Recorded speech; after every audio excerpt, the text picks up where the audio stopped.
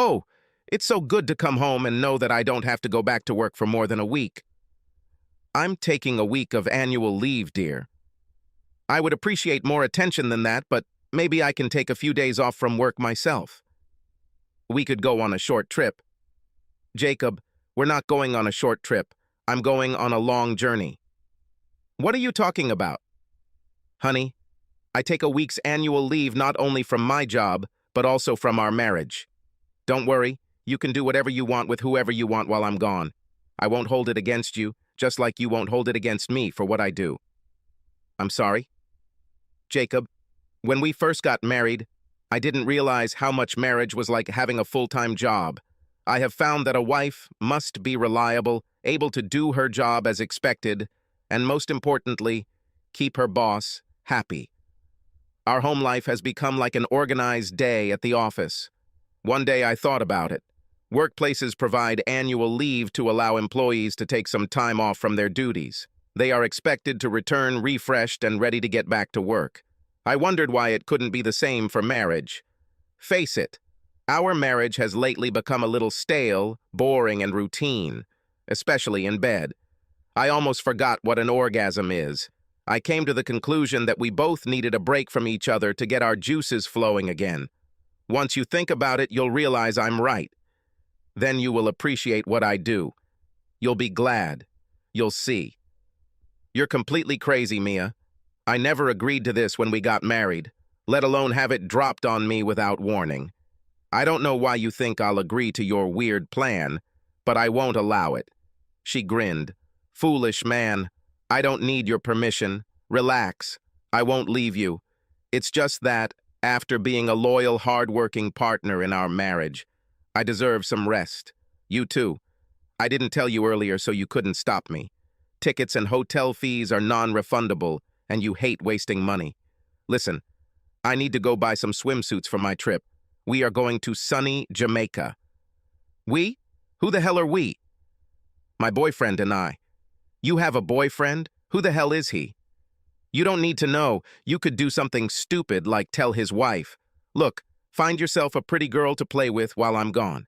Just remember to get rid of it before I get back. I'm not leaving for good. I value our marriage and you.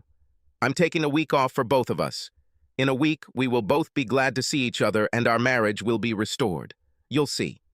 I see that you are delusional, that's what I see. I forbid you to go. This is my last word on this matter. Jacob, don't make this difficult. I was afraid you wouldn't like it, so I already transferred most of our money to an account in my name only.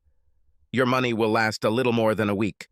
I was given a credit card in my name only, so you couldn't leave me in Jamaica by canceling our joint cards. While I'm shopping, calm down and accept what's about to happen. The sooner you start to adapt to this idea, the more comfortable you will be with it. Heck, you'll probably want to do this again. Jacob, after I finish shopping, we will have a few hours before I leave. I'd like us both to get naked and have sex on a blissful trip for the ages. I don't want you to forget what it will be like when I return. I love you.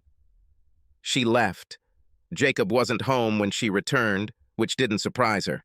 Hey, you didn't want to try me goodbye, so you're out of luck. Soon I will be completely at the mercy of my lover. I just hope I can go to the beach while we're there.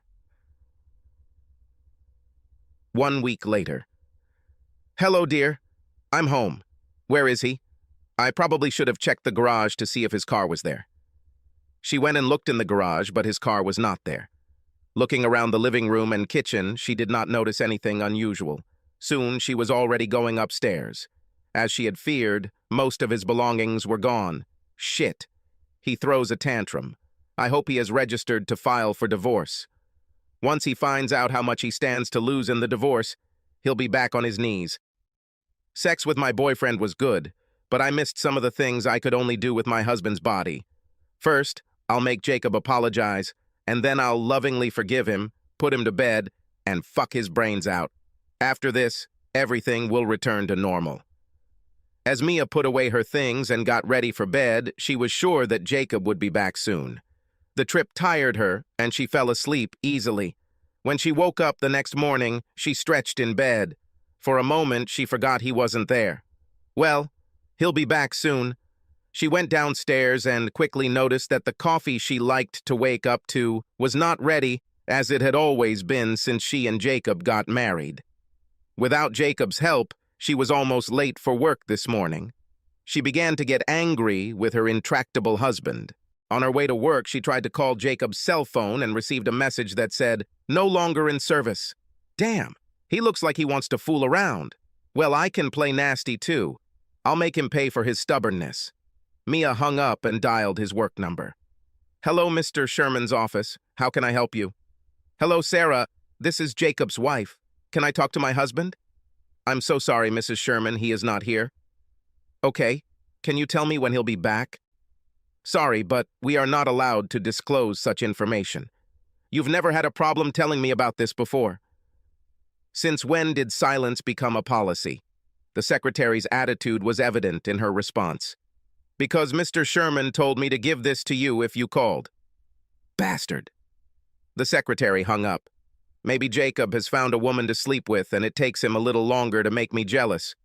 By not telling him about my annual leave, I hoped that he wouldn't be able to find someone to get close to so quickly. I guess I was wrong. Perhaps he too has decided to accept this annual leave from marriage. Well, good for him. This makes us equal and should help him overcome his anger. Mia's consolation did not last long. She went to use her credit card at a restaurant but was refused. The ATM would no longer dispense money to her. She went to the bank to find out that there were no more funds in her personal account. Mia was informed that she had a minimum balance in the accounts in her name. She asked how this money could have been taken without her permission. The Ministry of Internal Affairs reported that, according to bank records, she herself gave her written permission. The clerk obtained her file and showed Mia signed documents giving her husband access to her new accounts, as well as a copy of the driver's license of a woman calling herself Mia Sherman. She wasn't like Mia, who showed her driver's license to prove it. Mia's protest fell on deaf ears. She was advised to contact the police and/or take legal action if it was a fakey and a scam. This bastard. How could he do this to me? I'll kick his ass for this. She contacted the police and reported it stolen by fraud, identity theft, and her signature being forged. They took information from her and asked where she thought her husband and his accomplice might have gone. Mia gave them some advice about people to contact and places where he could live. Police and the FBI investigated, but over time police admitted they had no good leads. Mia couldn't afford to hire a lawyer or private detective to look into it on her own, as her money was quickly running out. With no other options, Mia called all of Jacob's relatives and friends she knew, just as the police had done. The answer was the same for everyone she contacted. "I have no idea where he is, and I wouldn't tell you if I did. Hell, I got fucked by my husband in exchange for having sex in Jamaica. There is no way I can live in this house and pay all the bills on my own if he doesn't come back soon." She thought about selling the house, but couldn't because the house was in their names. She couldn't file for divorce because she was abandoned, because he wasn't gone long enough. Mia was advised that she could go through the normal channels of divorce, but in the meantime, she would lose her home. The Ministry of Internal Affairs declared bankruptcy in order to start all over again. It was on moving day that Mia received the letter. "Mia, obviously, you were convinced that I had no choice but to wait until you finished your affair and welcome you back. I think you forgot what I did for a living. I was the defense lawyer for several counterfeiters.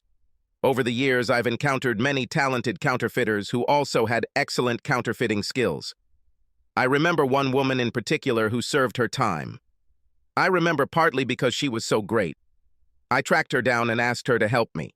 At first, she thought I was trying to lure her into a trap to prove that she was still committing crimes. Once I calmed her down, she told me her story about how difficult it is for an ex-con to make an honest living. She was destitute and intended to either return to crime or become a prostitute.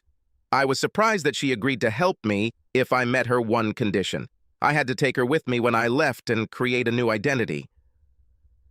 It only took me one night in bed with her to realize how great this would be. She was able to create a driver's license with all your information and her photo. Then she pretended to be you at the bank and forged your signature. It coincided so closely that no one doubted it. No one we dealt with at the bank knew you personally, so it didn't matter that she didn't look like you. It looked like her fake ID, and that was all that mattered.